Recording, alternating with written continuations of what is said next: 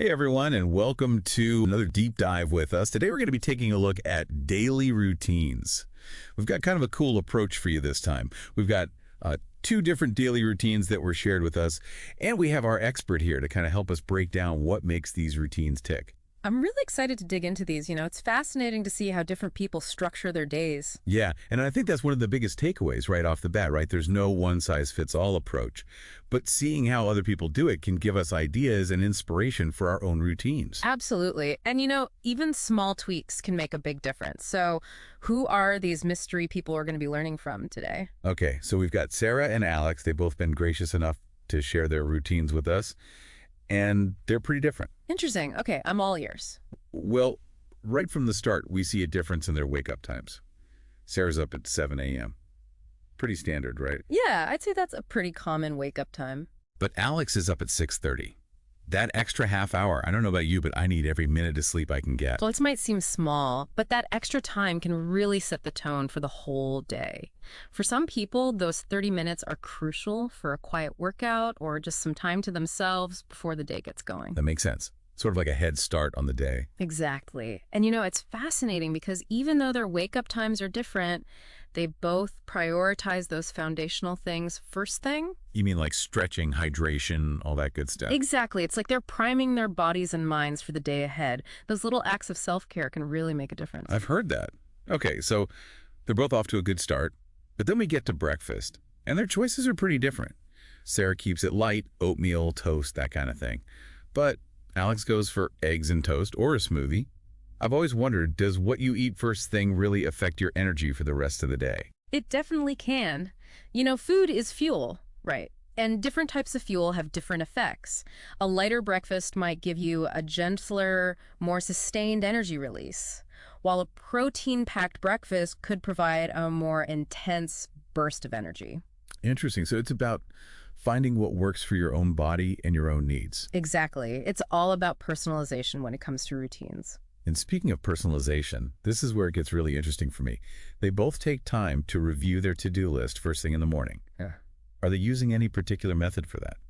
That's a great question. Just looking at a to-do list can sometimes create more anxiety than clarity. Oh yeah, I've definitely been there. Just a big jumble of tasks swirling around in my head. Right. But it seems like both Sarah and Alex have figured out a system that works for them.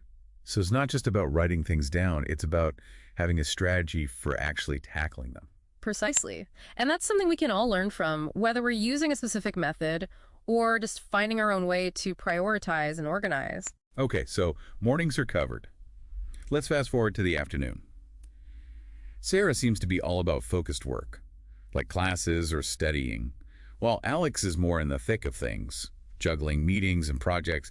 It's like their routines really mirror their work styles, doesn't it? It really does. And it's a good reminder that our routines should be tailored to our individual needs and the demands of our day.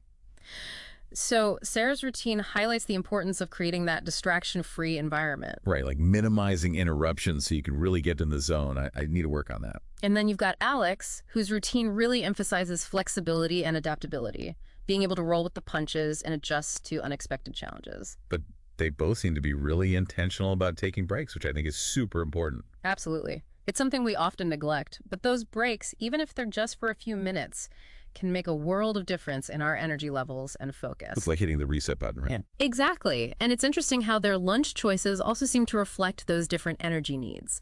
Sarah, with her focus on deep work, might opt for later meals, something that won't weigh her down. And I bet Alex goes for something a bit more substantial to fuel him through those meetings and projects. It seems that way. It all ties back to that idea of being mindful of how our food choices impact our energy throughout the day. It's like we're building a puzzle here. Each piece fits together to create a complete picture of a well-structured day. I like that. Okay, so are we ready to wind down with the evening routines? Let's do it. This is where I think a lot of us struggle, myself included.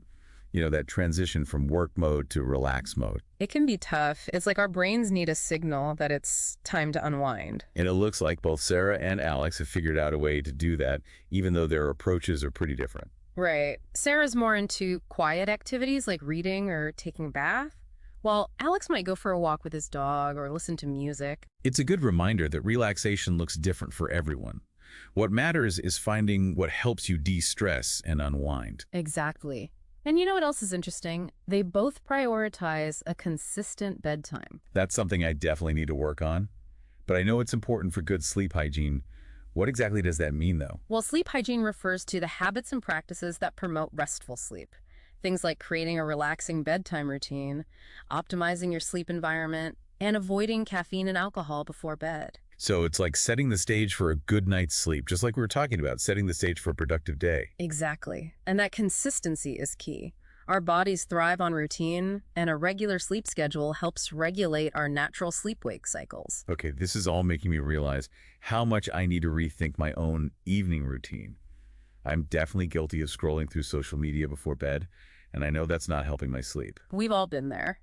But the good news is that even small changes can make a big difference. So it's not about striving for perfection, but rather about making conscious choices that support our well-being. Precisely. It's about creating a wind-down ritual that signals to our minds and bodies that it's time to transition into rest and rejuvenation. I like that. A wind-down ritual. Yeah, has a nice ring to it, right? And, it's something we can all benefit from no matter how busy our lives are. It's all about being intentional, right? But I'm curious, what happens when things don't go according to plan? Because let's be real, life rarely follows a perfect schedule. That's so true. Like, what if Sarah gets a surprise call from a friend or Alex has a work emergency? Do they just scrap the whole routine? Well, that's where flexibility comes in. Routines are great for structure, but they shouldn't be cages. And it seems like both Sarah and Alex understand that. They've found that balance between sticking to the plan and being able to adapt when needed. So it's more like having a framework, Right. something to guide you, but with room for adjustments. Exactly. Like if Sarah gets invited to dinner, she might shorten her study session or move it to another day, but she doesn't just abandon the routine altogether. And what about Alex? With his busy schedule, I bet there are always things popping up. Oh, for sure. But he seems to prioritize his tasks and manage his energy really well. If something urgent comes up, he might reschedule a meeting or move his workout to later. It's about recognizing which parts of the routine are non-negotiable and which ones can be shifted around. Okay, that makes sense. So it's like having a roadmap, but being open to taking a detour if a more scenic route comes up. I love that analogy because that's really what it's about. A routine should be a source of support, not stress. This has been so insightful. I'm really starting to see my own routine in a new light.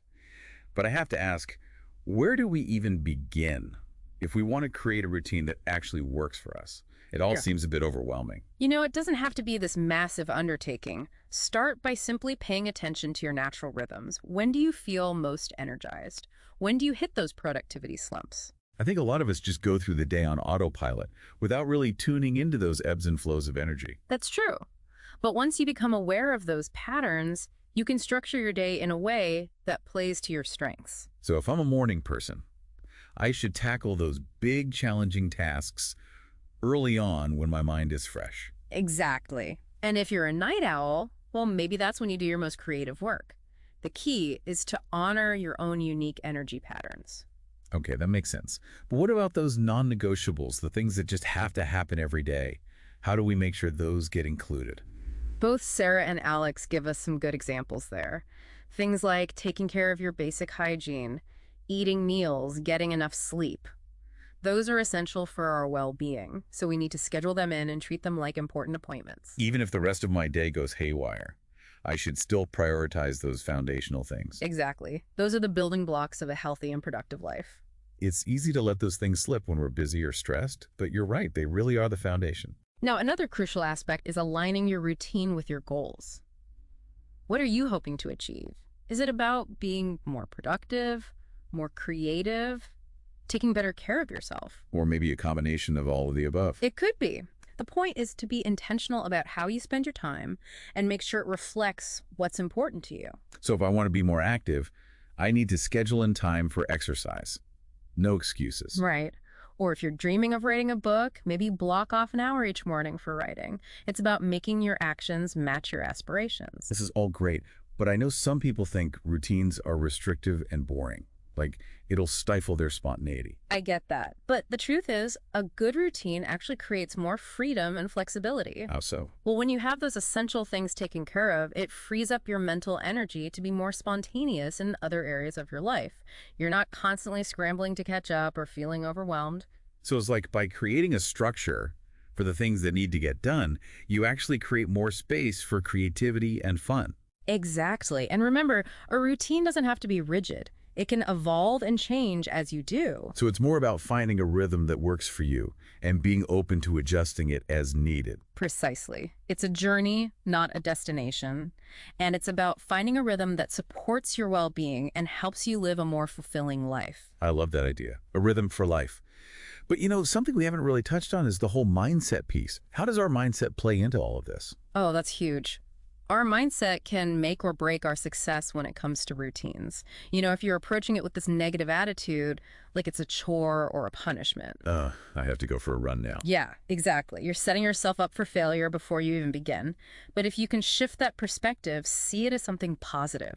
Like I get to start my day with a run, feel that energy. Yes. It's a subtle shift, but it can make a world of difference. It's like instead of focusing on what you're giving up, you focus on what you're gaining. Which reminds me of something Sarah and Alex both mentioned. Reflection. They seem to really emphasize that. That's so important. It's like we create this beautiful routine, but life happens, things change. Right. Our needs evolve. What worked a few months ago might not be working now. Exactly. So taking that time to reflect and adjust is crucial. So it's not about setting it in stone and never deviating. It's more like a work in progress. Yeah. Yeah, an ongoing experiment. You try things out, see what works, tweak it as you go. Makes sense. I like that. Is there like a magic number? How often should we be reflecting? I don't think there's a right or wrong answer there. Some people do it weekly, some monthly, some even quarterly. It depends on you, your needs, your schedule. The key is just to do it, right? Absolutely. Be honest with yourself. What's working, what's not. Don't be afraid to make changes. Love it. Okay, I feel like we've covered so much today. This has been so insightful. Thank you so much. Any final words of wisdom for our listeners before we wrap up? I would say start small, be patient, and be kind to yourself. It's a journey, not a race. Couldn't agree more. Okay, folks, that's our deep dive into daily routines. Hopefully you've gleaned some inspiration and maybe even a few actionable tips to try out. What's one small change you can make starting tomorrow? Think about it. Maybe it's something as simple as adding a 5-minute stretch break to your afternoon, or being more mindful of your screen time in the evening. Every little bit counts. The key is to just start. And remember, progress over perfection. It's your routine. It should work for you. That's it for today, everyone. Thanks for joining us, and we'll see you next time for another deep dive.